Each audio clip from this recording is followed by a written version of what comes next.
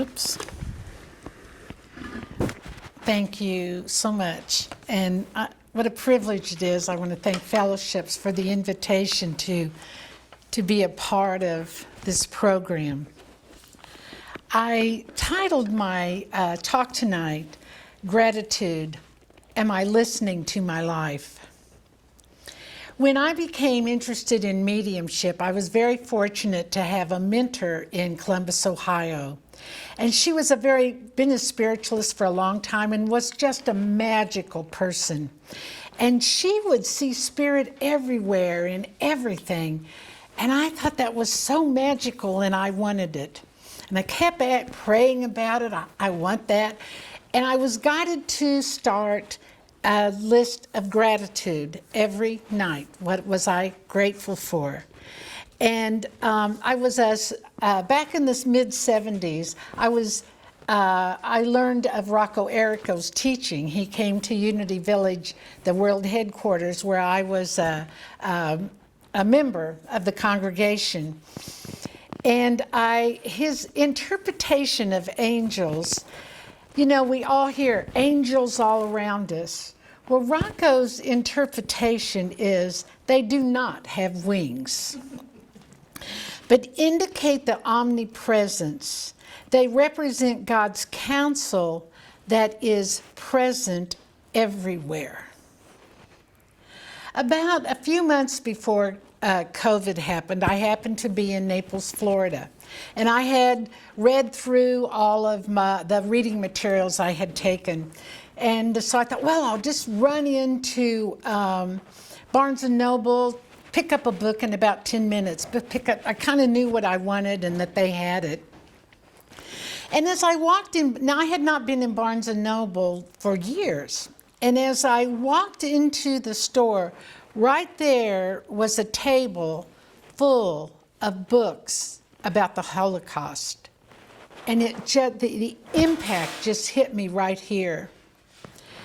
And my 10-minute jaunt ended up being 2 hours because I took each book and looked through each book. There must have been 15 of them. And I just had this feeling something is going on. And even when I would watch TV, there were interviews about the Holocaust. And I didn't even know how to pray about it. I just asked for protection on our country. And that the highest and best of what we needed would come forth. And it was right after that COVID happened and our government closed down everything. And I think put all of us in a little bit of a shock. And of course, the political climate just went into total chaos. And a couple years ago, as COVID come to a close, I went to New York City. And when I go to New York, I love to go to Bergdorf Goodman's and Saks Fifth Avenue. Now, I don't buy much, but I love to see the artistry of the designers and the displays. And so I always go into the home section.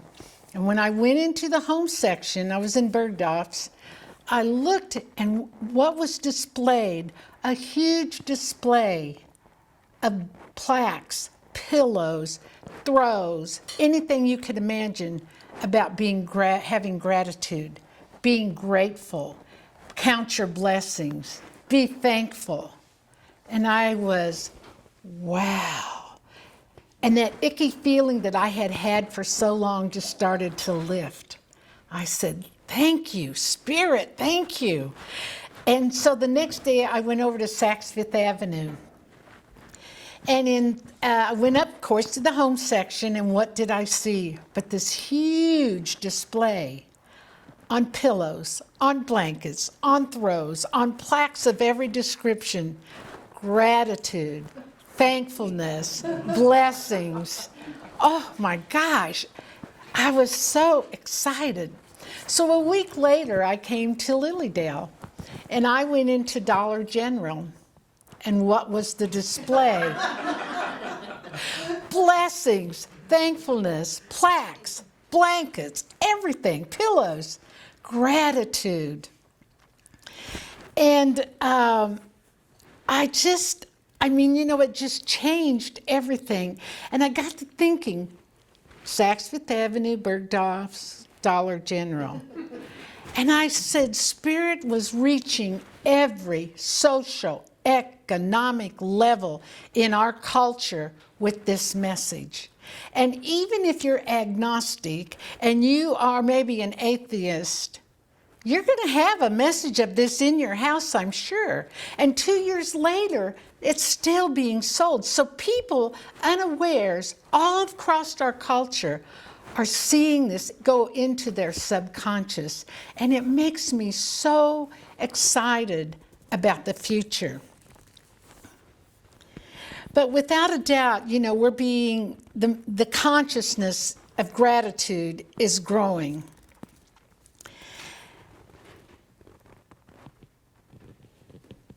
But then, we also have to look at those things that we have a hard time being grateful for. When Dr. Moody was here, I heard him say several times in his different lectures, the one question that many of his patients came back with was, what did you learn? And I know that there's areas that we all have that we struggle to be grateful for. I know I have them. And I love what Cabron said.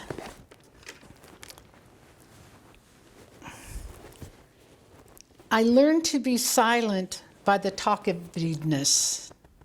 I learned tolerance by the intolerant. I learned kindness from the unkind. Yet strangely, I'm not grateful for the teachers. Einstein said, we cannot solve the problem in the same consciousness that we created it. And I'm so thankful for Vespers every week because we get the opportunity to come together and share what we're grateful about. And you can feel the energy in the room just being lifted. And then we get to share where we need healing or what our concerns are about. And you feel the support of everyone in the room for us. And I'm just so grateful. This is one of the things I'm grateful for. And I'd like to finish my talk tonight with the Hawaiian prayer. We thank you, God, for the moments of fulfillment, the end of a day's work, the harvest of the sugarcane, the birth of a child. For in these pauses, we feel the rhythm of the eternal. Thank you.